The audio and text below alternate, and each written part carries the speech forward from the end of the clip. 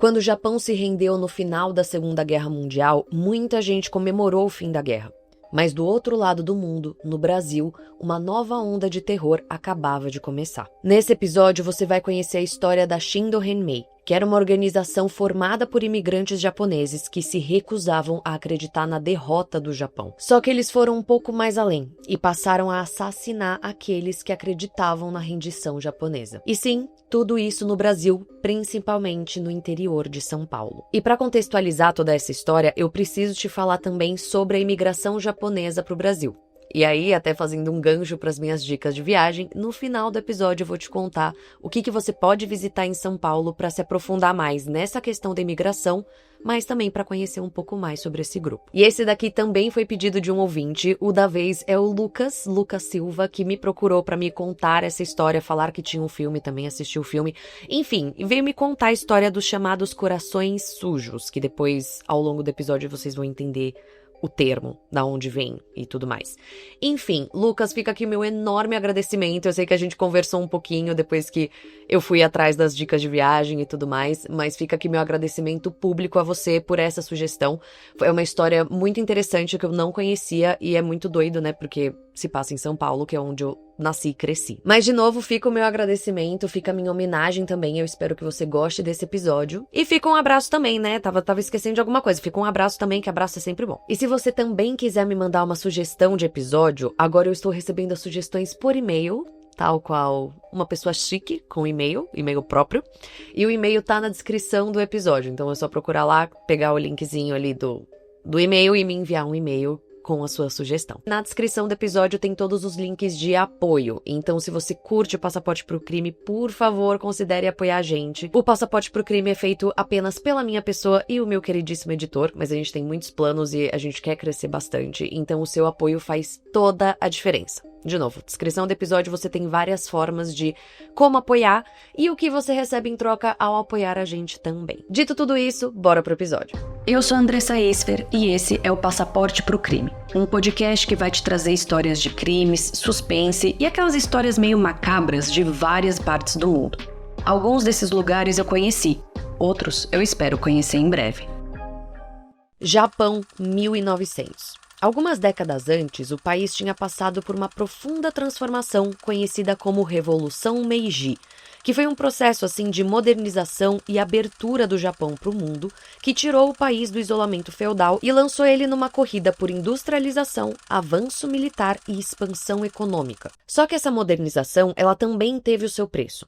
Isso porque impostos cada vez mais altos começaram a ser cobrados dos camponeses, que por sua vez se viram numa situação financeira bastante delicada, tiveram que vender as suas terras e tentar a sorte na cidade. Cidade essa que já tinha muita gente e que não conseguiu absorver toda a oferta de mão de obra que existia. O resultado disso foi a falta de empregos, né? Mas falta também de terras e perspectivas para boa parte dos japoneses, especialmente os camponeses. Enquanto isso, do outro lado do mundo, no Brasil especificamente, pois bem, o Brasil tinha acabado de abolir a escravidão e ele estava precisando de mão de obra. Assim, tava faltando mão de obra, principalmente no setor agrícola, que aqui eu vou falar mais especificamente ainda, né? Eu tô dando tipo zoom in na coisa. Mais especificamente ainda nas lavouras de café do estado de São Paulo. Os fazendeiros paulistas, eles tinham recorrido primeiro aos imigrantes europeus, mas depois de denúncias de maus tratos e condições de trabalho precárias, países como a Itália, por exemplo, começaram a limitar o envio de imigrantes. E foi nesse cenário, então, que o Brasil e o Japão começaram a se aproximar. Aqui eu preciso te dizer que o Brasil, ele também via no Japão um eventual mercado para o seu café. Então ele começou meio que a mexer alguns pauzinhos para chamar a atenção do Japão. Por exemplo, o Brasil autorizou, assim, uma lei que autorizava, por sua vez, a imigração de japoneses e chineses para o Brasil.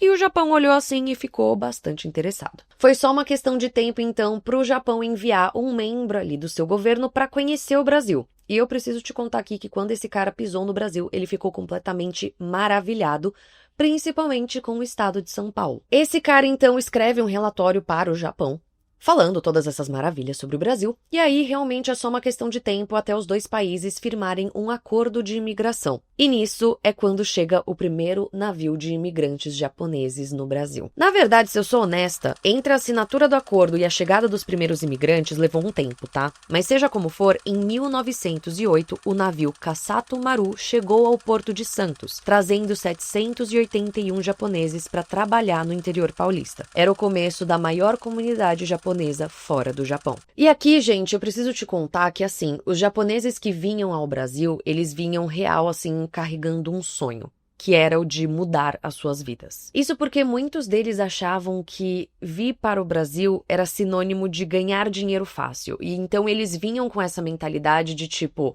eu vou passar um tempo ali, eles assinavam, né, um contrato de trabalho, eu vou trabalhar um tempo ali, vou juntar muito dinheiro e vou poder voltar pro Japão, assim, com uma vida completamente renovada, uma vida diferente. Só que, se tudo parecia maravilhoso no papel, na prática era bem diferente. Os primeiros anos foram muito difíceis para os imigrantes japoneses no Brasil. Isso porque eles enfrentaram promessas não cumpridas, trabalho pesado nas lavouras e discriminação. E o sonho, né, de voltar pro Japão acabava ficando cada vez mais distante. Em outras palavras aqui, gente, terminado então esses contratos de trabalho que os japoneses tinham, né, que duravam ali 3 ou 5 anos, digamos que eles não tinham recursos para voltar para o Japão. Nisso, então, muitos começaram as suas vidas como agricultores independentes, inicialmente em cidades como Itu e Bauru. Só que muitos ali não tinham se adaptado ao país novo, então eles não falavam português e ainda não entendiam a cultura brasileira. Então foi só uma questão de tempo até começarem a surgir as colônias de imigrantes. Essas colônias ou comunidades funcionavam por meio da ajuda mútua entre eles, e é interessante te contar que a primeira coisa que eles buscavam construir nessas colônias era uma escola, porque na cabeça deles eles queriam ensinar, né, os costumes e a língua japonesa para os seus filhos, já que um dia eles iam voltar para o Japão. E esse movimento, gente, ele foi se repetindo várias e várias vezes com o passar dos anos. Quer dizer, milhares de japoneses vieram para o Brasil nas décadas, né, seguintes, principalmente para São Paulo, e milhares de japoneses foram construindo essas colônias. Só para te dar aqui números, em 1915, 400 famílias autônomas já moravam ali na região de Itu e Bauru. E essas famílias viviam nessas comunidades que eu comentei, que mantinham os costumes japoneses, a língua, os jornais próprios em japonês e, inclusive, acesso a rádios japonesas também. E bom, aqui eu vou precisar dar um saltinho no tempo, mas o tempo foi se passando, né? Até que a gente chega ali na década de 1930 e 1940. Nesse período especificamente, o Japão ele estava se tornando cada vez mais militarizado e imperialista. Os japoneses, então, invadiram a Manchúria, a China e estavam, assim, bem pomposos, super fortes mesmo. E nisso eles não queriam parar. Quer dizer, eles tinham o objetivo de se expandir na Ásia e no Pacífico, e digamos que outras potências mundiais estavam de olho nos movimentos japoneses. Já no Brasil, aí em 1930 especificamente, digamos que o Brasil passou pela crise do café, o que fez com que os imigrantes japoneses que, né, trabalhavam ali com o café, eles precisassem mudar de ares. Para isso, então, muitos passaram a cultivar algodão, arroz, batata, tomate e hortaliças. Mas eu preciso te contar que, assim, para além da parte comercial da parada, nos anos 30, a vida dos imigrantes japoneses também mudou bastante por outros motivos. Na verdade, outro motivo que tinha cara, nome e sobrenome. Getúlio Vargas. Sim. Nessa época, o Getúlio ele chega ao poder e ele muda a Constituição brasileira, o que faz com que a cota anual de imigrantes japoneses diminua para 2% a partir, né, dessa modificação. E aí, gente, assim, me aprofundando um pouquinho mais no contexto disso tudo, eu preciso te contar que o Getúlio ele não tirou essa ideia do mais absoluto nada. Quer dizer, no Brasil, existia um enormíssimo preconceito contra os japoneses. Japoneses esses que estavam realmente, assim, conquistando cada vez mais espaço na sociedade. Muitos deles com os seus próprios negócios em várias, né, cidades do Brasil, mas principalmente em São Paulo. E com o passar do tempo, o Getúlio, ele foi mais além. Ele instaurou no Brasil um projeto de nacionalismo fortíssimo, que impunha, dentre outras coisas, uma repressão do nacionalismo estrangeiro. No caso japonês, por exemplo, isso significou a proibição do ensino do japonês para menores de 14 anos dentro das colônias, dentre uma série de outras medidas. E caso você seja ouvinte de longa data aqui do podcast, sim, você também pode estar lembrando de outros 2 episódios que o Getúlio está envolvido e que tem imigrantes envolvidos também. São os episódios 51 e 41 de Chapecó e Santa Cruz do Sul, respectivamente. Sim, tem tudo a ver. Mas tá, ainda sobre isso do contexto histórico, a gente vai colocar agora a cerejinha no bolo. Que sim, né, tempo se passando, tudo isso acontecendo, começa a Segunda Guerra Mundial em 1939. E o Japão, claro, né, teve uma participação enormíssima nisso tudo. Em 1940, o Japão formaliza sua aliança com a Alemanha nazista e a Itália fascista, formando ali o eixo. E em 1941, o Japão ataca Pearl Harbor. Pearl Harbor,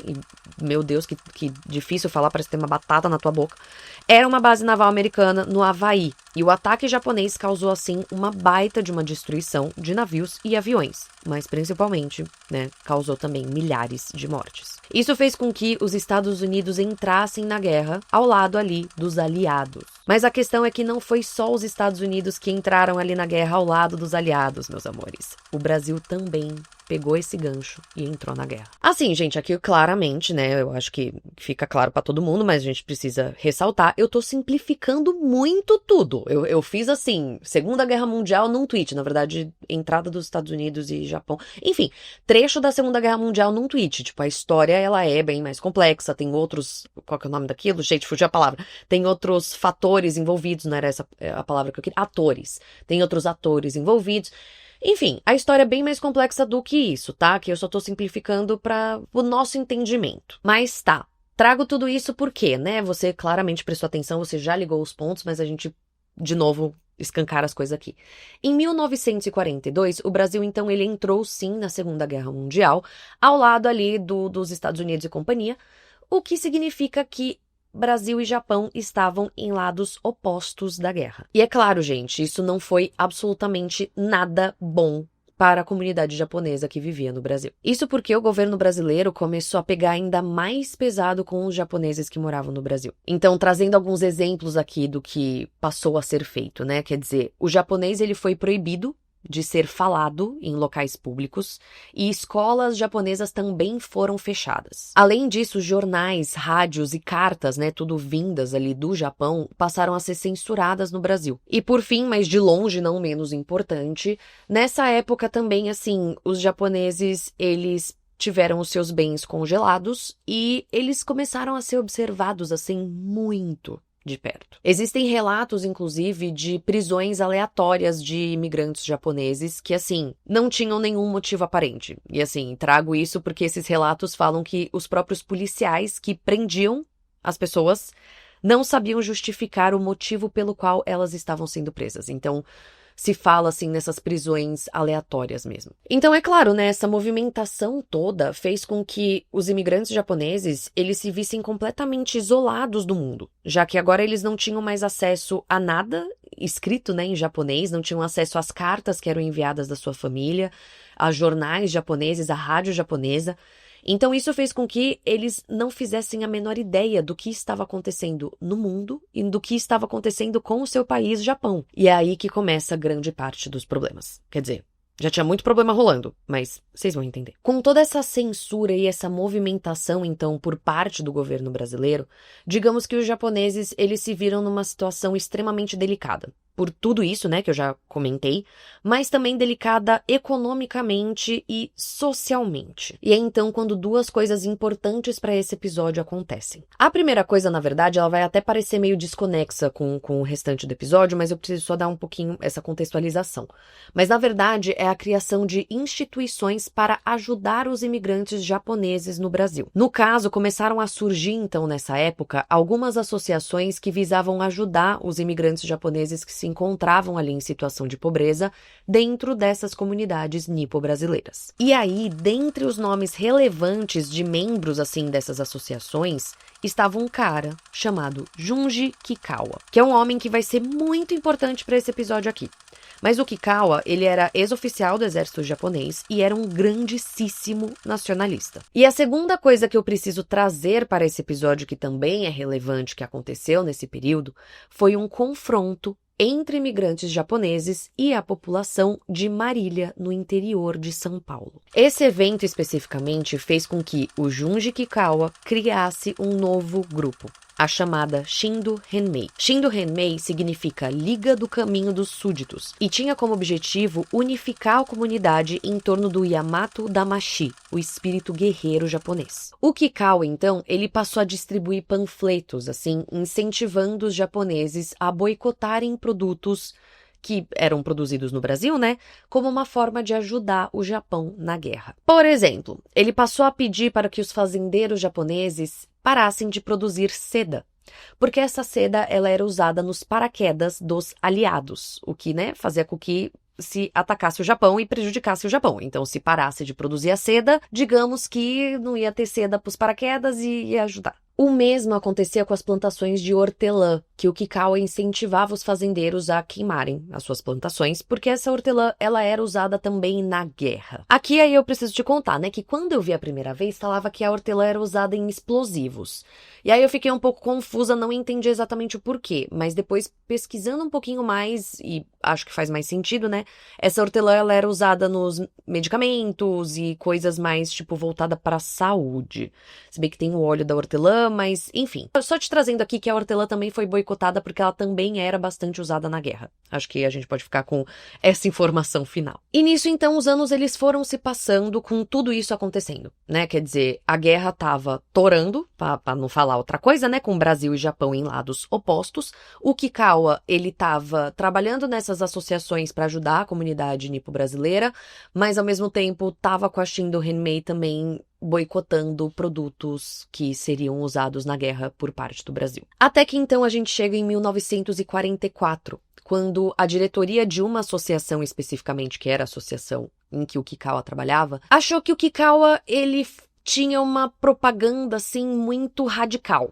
E achou melhor cortar ele de vez, tirar ele dessa associação. O Kikawa, então, une toda a sua força e investe pesado, vamos dizer assim, na Shindo Henmei, que eu preciso te contar aqui que atuava assim de maneira clandestina, mas já tinha uns bons quantos seguidores. Só efeitos de curiosidade aqui, se estima que, no total, né, a Shindo Henmei contou com 60 a 100 mil apoiadores japoneses, que era basicamente metade da população japonesa no Brasil. E claro, né, isso em várias cidades, mas principalmente em São Paulo e no Paraná. E bom, nisso a gente chega em 1945, quando o mundo, ele né, começa a mudar de novo. Isso porque os países do eixo começaram a ver a derrota da Segunda Guerra Mundial vindo em sua direção. A Alemanha se rendeu em maio, mas o Japão, ele continuou lutando assim, mesmo estando numa desvantagem absurda. O país, ele se apegou assim à figura do imperador japonês, né, o Hirohito, e também ao código de honra samurai, que fez com que o país, ele relutasse bastante em aceitar uma derrota, mas principalmente que ele se rendesse. Pois bem, o Japão então ele seguiu lutando até que em 6 e 9 de agosto daquele ano, 1945, os Estados Unidos lançam 2 bombas atômicas no país, o que mudou a situação do Japão. No dia 15 de agosto, então, o imperador Hirohito fala em rádio nacional na primeira aparição dele na história. E ele logo informa que o Japão tinha se rendido. Ele não chegou a usar a palavra derrota, tá? Mas assim, deixou muito claro que o Japão tinha aceitado os termos dos aliados e que, bom, gente, tinha perdido a guerra, né? Oficialmente, a rendição do Japão foi ser assinada só no dia 2 de setembro de 45, mas de qualquer forma já era sabido que o Japão tinha se rendido. A questão, gente, é que assim, como eu contextualizei pra vocês, os japoneses no Brasil, eles estavam completamente isolados de notícias de fora, né? De notícias do seu respectivo país, de notícias das suas famílias ou o que seja. Então, quando começa a rolar o boato, a notícia de que o Japão tinha se rendido na Segunda Guerra Mundial, tudo isso no interior, né, principalmente de São Paulo, digamos que os japoneses, eles tiveram muito trabalho, assim, foi muito custoso para eles acreditar no que eles estavam ouvindo. Isso porque, gente, os japoneses, eles viam no Japão um país, assim, divino e invencível, lembrando, né, tudo que eu já contextualizei para vocês, o Japão, ele veio de uma leva de vitórias e tudo mais, então para eles era impossível o Japão ter se rendido e impossível o Japão ter perdido. Mas eu também preciso te contar, assim, que há quem diga que muitos desses japoneses que se recusavam a acreditar na derrota do Japão se recusavam porque ou eles achavam que era um ato de traição por parte do imperador, e lembrando aqui que o imperador ele era uma figura extremamente importante para eles, né? Ou eles achavam que era uma mentira inventada pelos Estados Unidos e pelo Brasil. Seja como for, gente, o fato é que os imigrantes japoneses, eles realmente se dividiram em dois grupos a partir disso. Tinham os Kashigumi de um lado, ou vitoriosos, né, que eram aqueles que acreditavam na vitória do Japão, e os Makegumi do outro lado, que eram os derrotistas, ou alguns lugares, né, chamam eles de esclarecidos, que eram aqueles que aceitavam a derrota do Japão e acreditavam na derrota do Japão. E aí, gente, foi só uma questão de tempo até a tensão entre esses dois grupos ir crescendo, ao ponto de que os Makegumi, né, os que acreditavam na derrota do Japão, passaram a ser vistos como traidores e como corações sujos. Aqui, gente, eu acho que pode ter ficado uma pulguinha atrás da orelha de vocês do por que que os japoneses que acreditavam na derrota do Japão faziam isso, né? Os Makegumi, em grande maioria, eram os imigrantes que tinham se adaptado melhor ao Brasil e que principalmente falavam português. Isso fez com que eles conseguissem acompanhar o noticiário brasileiro e estar mais, assim, atualizado e informado do que estava acontecendo no mundo. Diferente do outro lado, que não falava português e se informava apenas por notícias vindas do Japão. Mas aí a gente tem que lembrar que os jornais japoneses estavam censurados. Então, acho que deu pra entender, né? Mas o ponto aqui, gente, é que os Makegumi, então, eles acreditavam que o Japão tinha perdido a guerra, eles estavam informados sobre isso e eles disseminavam essa informação. Eles falavam para as pessoas que, do tipo, estavam na dúvida, do tipo, não, gente, o Japão perdeu a guerra. Eles levavam essa informação em alto e bom tom para quem duvidasse. Foi quando, então, a Shindo Henmei decidiu dar um passinho além para resolver essa situação. O primeiro passo que a Shindo Henmei dá, na verdade, é a produção de jornais falsos, panfletos e rádios clandestinas espalhando a notícia de que o Japão tinha vencido a guerra. Uma dessas situações, inclusive, envolve um episódio em que se espalhou a notícia de que os soldados japoneses iriam aparecer no Porto de Santos, ali a bordo de um navio, né? Exatamente para mostrar pro povo do tipo, ó, gente, estamos aqui, fortíssimos e tal, olha só que lindo, maravilhoso. E 2.000 pessoas foram até o Porto de Santos para recepcionar os soldados japoneses, só que ninguém apareceu. Foi quando, então, a Shindo Henmei deu o segundo passo, que no caso foi anotar os nomes dos Makegumi, anotar os nomes daqueles que disseminavam que o Japão tinha perdido a guerra. A Shindo Henmei anotava esses nomes, né, e dizia que eles deviam ser punidos. E aí que entra exatamente o terceiro passo que eles deram, que foi exatamente executar todos aqueles que falavam que o Japão tinha perdido a guerra. Aqui, gente, me dá uma licença poética de abrir um parênteses 2 segundos, mas só pra falar pra vocês que, assim, a Shindo Henmei não era o único grupo de imigrantes japoneses que acreditava que o Japão tinha vencido a guerra. Enfim, não sei porque eu lembrei disso agora e acho importante trazer aqui. Existiam outros grupos tal qual a Shindo Henmei que defendiam isso, mas a Shindo Henmei foi a maior de todas, o maior grupo de todos. Então é o Shindo Henmei. Enfim, tô com a concordância errada ainda. Mas foi o maior de todos e o mais violento também. Pois bem, de volta então aqui ao terceiro passo que há, ou o Shindo Henmei, e agora eu já peço a licença poética pra... Cada hora eu vou falar com um artigo diferente, peço desculpas. Mas enfim, de volta a esse terceiro passo que esse grupo deu, quem era responsável pelas execuções dentro da Shindo Henmei era um grupo de jovens fanáticos. Reza a lenda que esses jovens, num primeiro momento, eles enviavam uma carta aos considerados traidores, né? Então, aos derrotistas, aos corações sujos, enfim, você pode chamar do nome que você quiser. Mas que eles enviavam uma carta para essas pessoas, exigindo que essas pessoas cometessem seppuku ou harakiri. Seppuku ou harakiri, eu peço licença poética porque a pronúncia não deve estar certa dessas palavras, era uma cerimônia de suicídio efetuada por samurais, como uma forma deles recuperarem a sua honra. E no que as vítimas, então, recebiam essa carta e se recusavam a fazer o seppuku ou harakiri, e aqui eu já adianto que todos se recusaram, nenhum deles cometeu esse tipo de suicídio, aí digamos que o grupo fazia uma visitinha a eles. Há quem diga que a casa das vítimas era marcada num primeiro momento, então ou com uma pichação na porta escrito traidor da pátria, ou com tábuas de madeiras com escritos, que também era fixado assim na porta de entrada, ou enfim, perto da entrada das casas das vítimas. Depois, o grupo de fato batia na porta das vítimas, e batia na porta ou com armas de fogo ou com espadas, e executava as suas vítimas para todo mundo ver, na frente de absolutamente todo mundo. Sim, muitas das vítimas foram executadas, assim, na frente das suas famílias e na frente da comunidade, assim,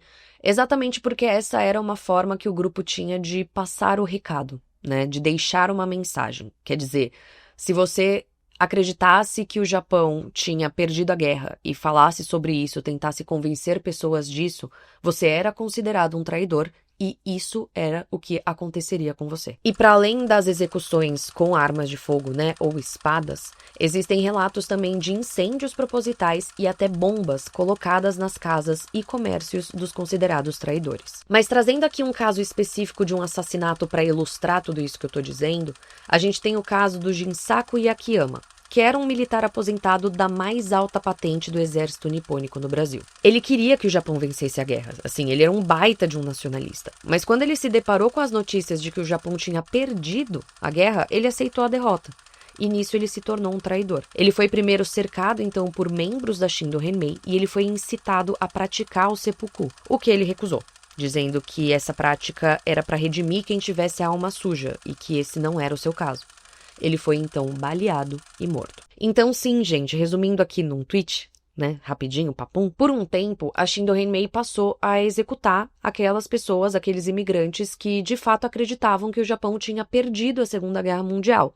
E, para além disso, eles também estavam cometendo, assim, atentados nas suas comunidades. E enquanto tudo isso estava rolando, o Brasil como um todo estava mudando, assim, bastante. Isso porque Getúlio Vargas sai de cena e nisso entra Eurico Gaspar Dutra, que começa um processo ali de redemocratização. O Dutra, então, ele buscava reorganizar o Brasil, mas também estreitar os laços com o exterior, principalmente com os Estados Unidos, porque aqui a gente também tem que lembrar que a Guerra Fria ela já estava assim, né? Oi, tudo bom, queridos? E tal. Então, o Brasil estava ao lado dos Estados Unidos e estava querendo ficar cada vez mais parcinha dos Estados Unidos. E para isso, quer dizer, para melhorar ainda mais a relação Brasil-Estados Unidos, o Dutra ele queria provar para os Estados Unidos que o Brasil era um país estável, era um país moderno, era um país pacificado, coisa que não era possível comprovar nessa parte do pacificado enquanto tinha um grupo como a Shindo Henmei atuando no interior de São Paulo. Com isso, então, o governo brasileiro lança, assim, uma real ofensiva contra a Shindo Henmei e começa a investigar para valer as execuções que aconteciam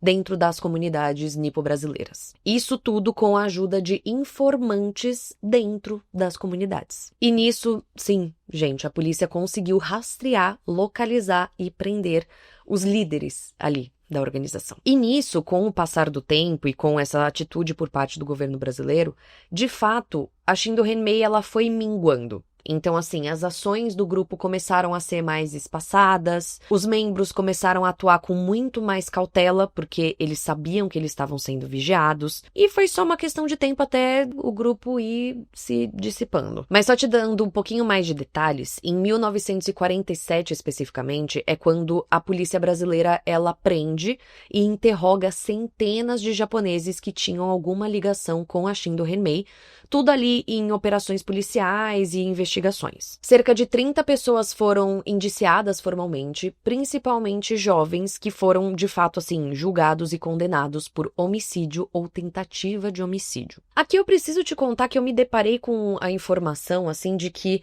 muitos dos jovens, ou seja, das pessoas que executavam os chamados traidores, se entregavam logo depois dos assassinatos, alegando para a polícia do tipo, matei o fulaninho porque fiz um ato patriótico. E quase que não saiu a palavra. Dei uma gaguejada, mas eu vou seguir o baile. Mas fiz um ato patriótico, foi em nome da minha pátria e é isso, me prendam. Mas, assim, o que eu encontrei de mais concreto fala mesmo dessas prisões que aconteceram em 1947. E dentre os presos, gente, tava uma pessoinha que eu citei lá no comecinho do episódio, que a gente não falou mais sobre, mas sim, o criador da Shindo Henmei, o Junji Kikawa. Só que ele não ficou preso por muito tempo. Quer dizer, ele foi detido, mas ele não chegou a ser formalmente julgado. Isso porque não encontraram provas concretas de que ele estivesse diretamente ligado, envolvido nos assassinatos em si.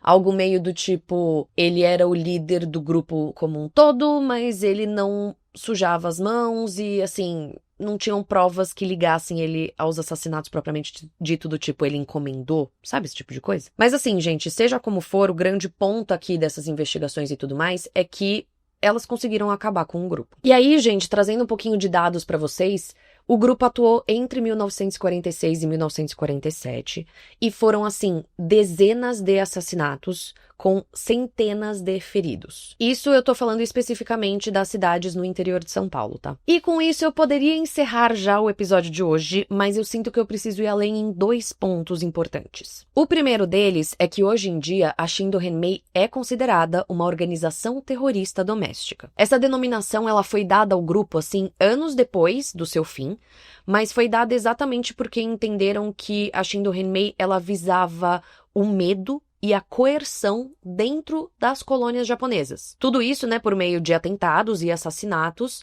e tudo isso por questões políticas. E o segundo ponto que eu queria ir um pouquinho mais além é como que ficou a relação entre Brasil e Japão depois disso tudo, né? Porque eu ia terminar aqui do tipo, tava tudo ruim. Então, eu só quero ir um pouquinho mais além nisso. Depois desse auê todo, né, tanto com a Shindo Henmei, mas também toda essa censura e toda essa situação delicada que os japoneses viveram durante a Segunda Guerra Mundial aqui no Brasil e tudo mais, rolou no Brasil toda uma movimentação, assim, de reintegração da comunidade japonesa. E aí, consequentemente, a relação entre os dois países ela foi melhorando também. Foi só uma questão de tempo, então, até um acordo de paz ser firmado, né, entre os dois países, e que tratados, assim, incentivando a imigração japonesa voltassem a ser aprovados. Isso tudo ainda por conta da necessidade de mão de obra por parte do Brasil e por conta da situação econômica agora até bem mais delicada por parte do Japão. E com isso, meus amores, eu sinto que agora sim eu posso encerrar essa história. E história é essa, gente, que de verdade eu não conhecia. E isso pra mim é muito louco, porque estamos falando de São Paulo. Pra quem não sabe, eu sou nascida e criada em São Paulo. Eu tenho sotaque pra caramba, né? Vocês devem perceber. Vocês acham que eu tenho sotaque pra caramba? Agora eu fiquei com essa dúvida. Lá vou eu fazer uma enquete perguntando se vocês acham que eu tenho sotaque ou não. Mas eu acho que eu tenho. Então, assim, sou nascida e criada em São Paulo e não conhecia essa história. E isso foi chocante pra mim, mas ao mesmo tempo foi muito legal, porque é isso que eu amo nessa troca que a gente tem. Porque é isso, vocês me trazem algumas histórias que eu não faço a menor ideia, não é nem algumas histórias, vocês me trazem muitas histórias que eu não faço ideia, né, no caso. E eu aprendo muito com vocês, aprendo muito com esse podcast como um todo, e eu espero que vocês também aprendam bastante, porque, né, é o meu objetivo no fim do dia. Mas enfim, eu só queria deixar aqui de novo o meu agradecimento ao Lucas. Lucas, espero que você tenha gostado desse episódio até aqui, né, porque ainda tem o restinho, mas espero que você tenha gostado desse episódio até aqui, e te agradecer, assim, porque realmente você me fez explorar mais a minha cidade. E aí é porque eu vou entrar nas dicas de viagem, vocês vão entender. Mas foi muito legal isso, assim, tipo, realmente, cara, eu não fazia a menor ideia que tinha uma história bem debaixo do meu nariz, sabe? Enfim, Lucas, obrigada de novo, espero que você tenha gostado desse episódio e vamos falar de viagem. No caso, meu povo, o que eu quero trazer aqui de dica de viagem é o Museu Histórico da Imigração Japonesa no Brasil, que fica no bairro da Liberdade, em São Paulo. Cara, eu fui lá e, gente, que lugar legal! Juro, um baita de um museu, uma baita de uma exposição, muita informação, muita coisa acontecendo também, mas vamos por partes. Esse museu, gente, ele vai te contar tudo isso que eu te contei nesse episódio, mas com muitos mais detalhes, obviamente, né? Então ele vai te falar sobre a situação do Japão e do Brasil antes da imigração, vai te dar muitos detalhes sobre os imigrantes japoneses em todo o país, mas também falando de São Paulo, porque São Paulo foi grande nisso tudo. E vai te falar também desse conflito pós-guerra dentro da comunidade japonesa. O museu, ele cita Shindo Henmei, tem um vídeo, inclusive, né, falando sobre a ação deles e tal, mas eu preciso te dizer que é um trecho bem pequenininho, assim, é bem uma mençãozinha só. O foco deles mesmo é explicar toda a cronologia da imigração, então ele foca mais no contexto histórico, assim. Mas, de novo, gente, eu acho que vale muito a pena visitar esse lugar. E aí, gente, esse é um daqueles museus que é muito rico, assim, porque tem mapa, tem muitos objetos de imigrantes, tem muitos artefatos. Gente, tem tanta coisa, eu já vou entrar em detalhes. Mas, assim, é um museu muito rico nessa parte de acervo mesmo, do que tá exposto ali, mas também nos textos, nas explicações. E, inclusive, eu achei muito interessante porque os textos estão escritos tanto em português, quanto em inglês e em japonês também. Mas os pontos mais altos pra mim desse museu foram, primeiro, um totem que você pesquisa o nome da família e ele busca na base de dados em qual navio a família veio para o Brasil. O que, gente, eu achei completamente incrível. Porque a minha família veio para o Brasil, enfim, tipo, de outros lugares do mundo. E durante as pesquisas sobre o passado da minha família, a gente não conseguiu encontrar documentos que mostrassem quando eles chegaram no Brasil. Então, quando eu vi esse totem, meu olhinho brilhou. Porque às vezes tem uma galera, inclusive pode ser seu caso aqui ouvindo o podcast, pelo amor de Deus, se for, me conta, porque eu tô muito curiosa. Mas assim, pode ter gente que sabe que a família veio do Japão, mas não tem detalhes. E aí lá, de repente, você jogando o nominho da sua família, você consegue ter mais detalhes disso. E aprender mais sobre a sua própria família, cara. Inclusive, enquanto eu estava no museu, obviamente, eu fui acompanhada da minha tia, que é ouvinte aqui do podcast, que ama esse podcast. Então, quando eu falei que eu ia lá visitar o museu, ela super quis vir junto. E ela comentou de uma amiga dela, cujo pai imigrou, tá certo? Porque sempre tem o imigrou e emigrou. Imigrou do Japão pro Brasil. E aí a gente jogou o sobrenome da família lá, inclusive na versão em vídeo, a fotinho que tem, ou o vídeo, que agora não lembro se eu coloquei vídeo ou foto. Foi mal, gente. Que tem exatamente a gente procurando o nome dessa família da amiga da minha tia. E na hora que a gente jogou lá, a gente encontrou, mandamos uma foto para a amiga da minha tia, e a amiga da minha tia confirmou mesmo, falou, nossa, sim, esse nome que tá aí e tal, é exatamente o meu pai, e ele veio exatamente nesse ano, e aí tinha lá, tipo, a embarcação que ele veio e tal. Enfim, eu achei isso tão legal, tão rico. Nossa, eu achei incrível. Mas seguindo, um outro ponto alto pra mim foi os documentos históricos, porque, né, gente, eu amo um documentinho histórico. Então tem tantos jornais da época mostrando a visão brasileira no início da imigração japonesa, e que, gente, é bizarro, bem bizarro mesmo. Mas tem também um documento que, por exemplo, os japoneses precisavam carregar durante a Era Vargas para serem autorizados a circular pelas cidades. Enfim, eu achei incrível ter um documento desse exposto, meu olhinho brilhou muito. E um outro ponto alto pra mim foi o uniforme do Jinsaku Yakiyama, o oficial que foi assassinado pela Shindo Henmei, que eu trouxe aqui o caso específico. Eu achei isso muito forte, assim, e muito interessante, e inclusive, efeitos de curiosidade aqui, eu trouxe o caso dele aprendido do museu. Eu não tinha encontrado nas minhas pesquisas, e aí no museu, na hora que eu vi o uniforme dele ali e tal, e tem o textinho lá contando sobre ele, aí eu falei, é isso, esse é o caso que eu vou trazer aqui pro podcast, tipo, que eu vou citar especificamente. E ainda sobre a minha visita, uma coisa interessante, né, que eu acho de trazer aqui pra vocês, é que tinham muitas crianças lá no museu, tá? Só que assim, eu vou ser bem honesta que eu não sei se é o museu mais propício para crianças. Quer dizer, tem muito texto, ele é bastante interativo, mas assim, é muito texto, é muita informação, tipo, mais lida. Tem uns videozinhos, mas os videozinhos, eles são meio pesados, então eu não sei se é muito pra criança. Mas tiveram duas coisas que aí sim eu acho que são pras crianças e que realmente estavam fazendo muito sucesso com as crianças enquanto eu estava passeando ali pelo museu. Primeiro tem a recriação de uma casa de um imigrante, que você vê a estrutura da casa, sim, você entra nela, tem todos os objetos e tudo mais.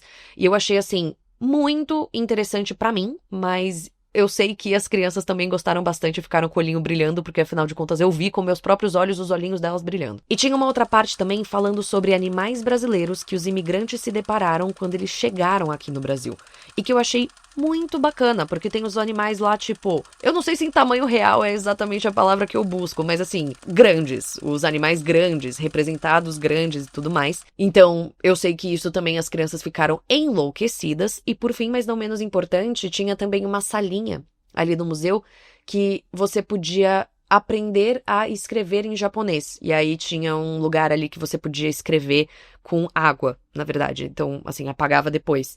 Mas eu e a minha tia, a gente ficou brincando lá também. Assim, não é só pra crianças, tá? Porque a gente também se divertiu. Mas bora falar de coisas práticas, né? O museu fica no bairro da Liberdade, como eu comentei, e ele fica num prédio. O museu especificamente fica no 7º andar e são 2 andares de museu. 3, né? Porque se conta o 7º, desculpa. 3 andares de museu. Então você começa no 7º, você vai pro 8º e vai pro 9º andar. Cada um desses andares fala de um período da imigração japonesa, né? Então, assim, não tem mais o que continuar. Eu tento continuar a frase, mas é exatamente isso. Cada andar vai falar de um período da imigração japonesa no Brasil. E é muito interessante. E uma coisa que eu achei muito legal também é que nas escadas, então, entre um andar e outro, você subindo de escada, tem pequenas ilustrações resumindo os períodos. E, nossa, as ilustrações são tão bonitas, são tão legais. Isso foi real, assim, também um outro ponto alto que eu achei tão interessante. Mas, de novo, desculpa, acabei me dispersando um pouquinho da parte prática. A gente subiu de elevador até o 7º andar e o resto a gente subiu de escada. Eu vi elevador do 7º pro 8º andar. E aí aqui, gente, eu peço licença e desculpa porque realmente eu falhei nessa informação. Mas eu não lembro de ver elevador do 8º pro 9º. E aí eu não me informei sobre a questão de acessibilidade.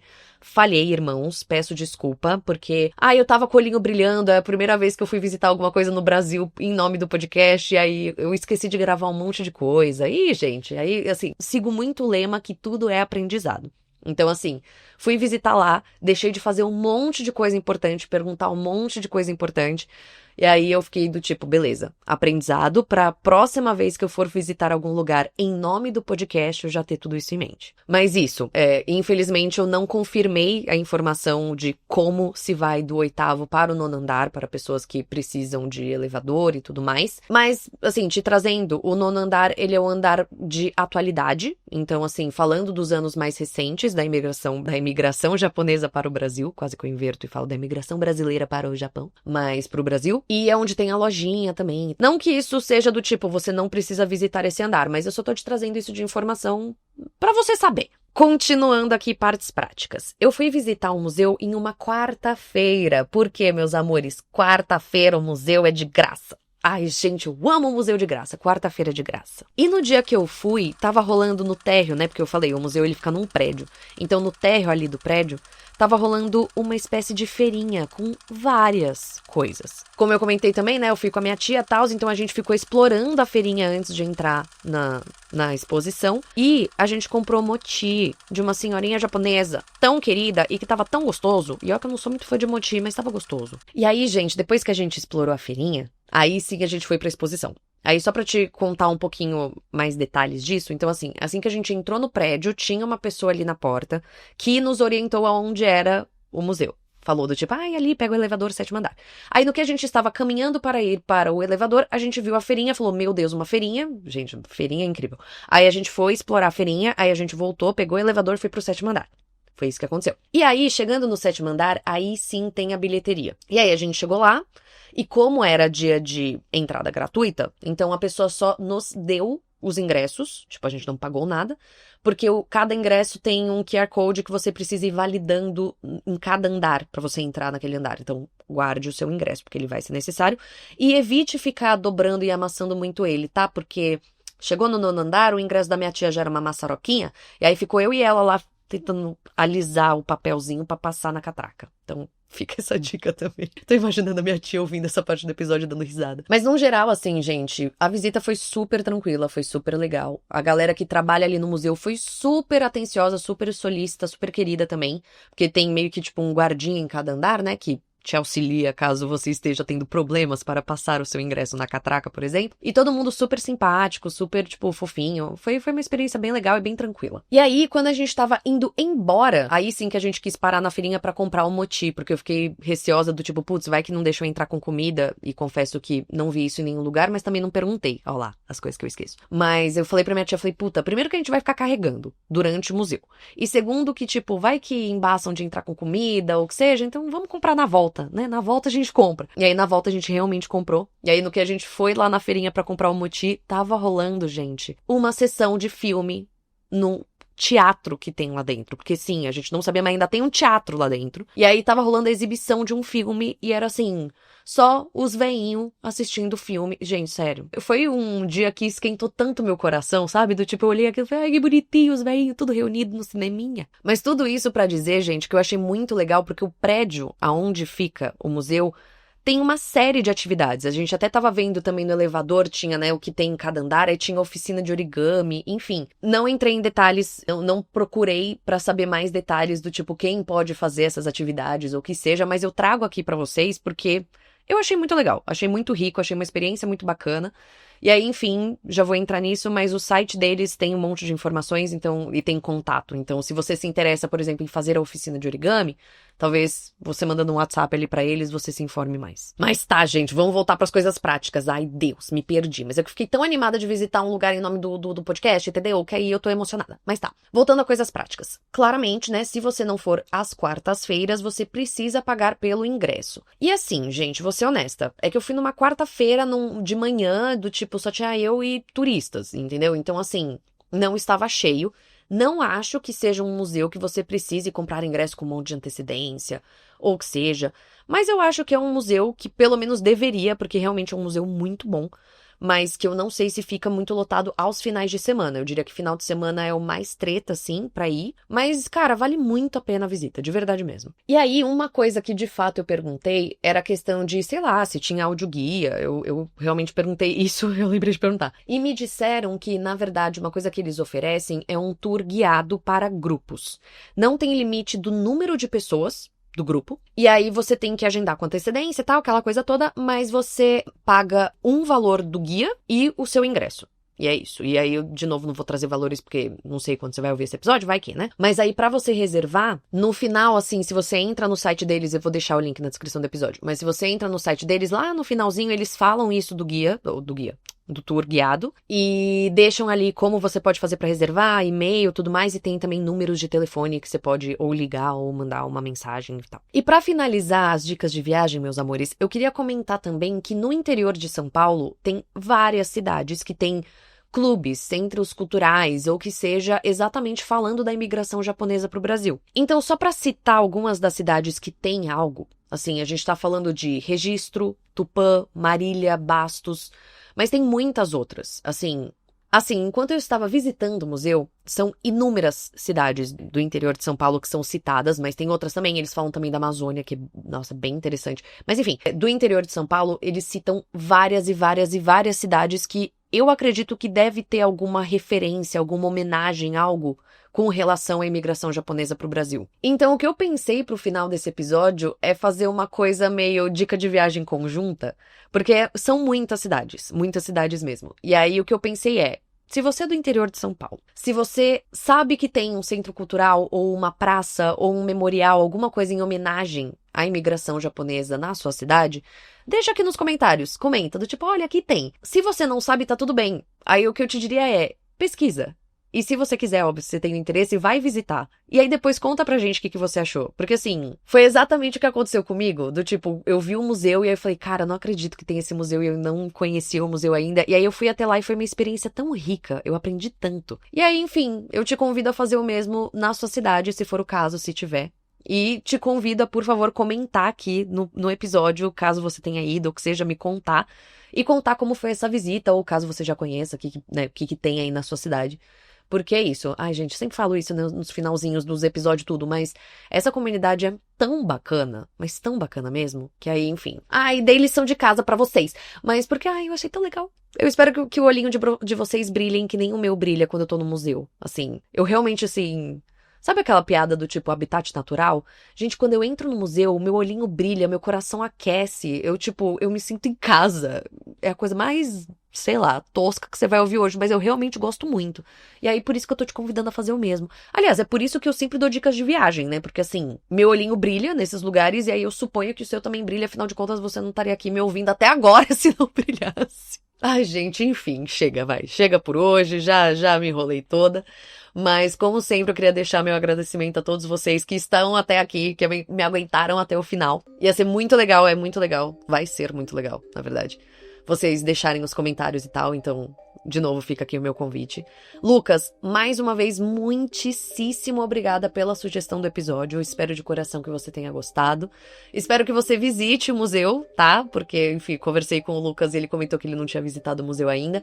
Porque foi uma experiência muito legal, muito rica mesmo. Então, você que curte história do Japão, né, que a gente tava conversando, espero que você visite esse museu, espero que você curta esse museu também. E é isso, espero que você tenha gostado do episódio, obrigada mais uma vez. E aí, antes de encerrar, meus amores, como sempre, né, preciso lembrar vocês, caso vocês curtam Passaporte pro Crime, por favor, considerem apoiar a gente, o apoio de vocês ajuda muito, muito mesmo, muito, muito, muito mesmo. Então, na descrição do episódio tem várias formas de como você pode apoiar. E aí, eu te conto também o que eu te dou em troca. Então, né, os episódios extras pra apoiadores, grupo no WhatsApp, enfim, um monte de coisa. Inclusive, amanhã sai o segundo episódio extra para apoiador, tá? Que, nesse caso, eu vou levar os apoiadores para Cracóvia. Cracóvia eu estava, que eu me deparei com uma lenda com relação à construção da Basílica de Cracóvia. Que ela tem 2 torres diferentes, de tamanhos diferentes, alturas diferentes. E aí, fazendo um tour, eu me deparei com uma lenda bizarríssima. E aí, eu decidi trazer isso pro podcast. No grupo do WhatsApp eu fiz a enquete, né? E aí a galera votou nesse episódio. E aí é esse o episódio que vai sair amanhã. Que é bem interessante, bem legal. Então, se você se interessa, acessa um dos links que tá na descrição do episódio. Vê se te interessa apoiar e tal, porque aí amanhã já tem episódio novo. E nos próximos dias também sai a newsletter. Gente, estou enviando newsletter mensal para os meus ouvintes, compilando dicas. Então, assim, tanto dicas de livros, séries, né? Não falei do quê? De livros, séries, essas coisas assim.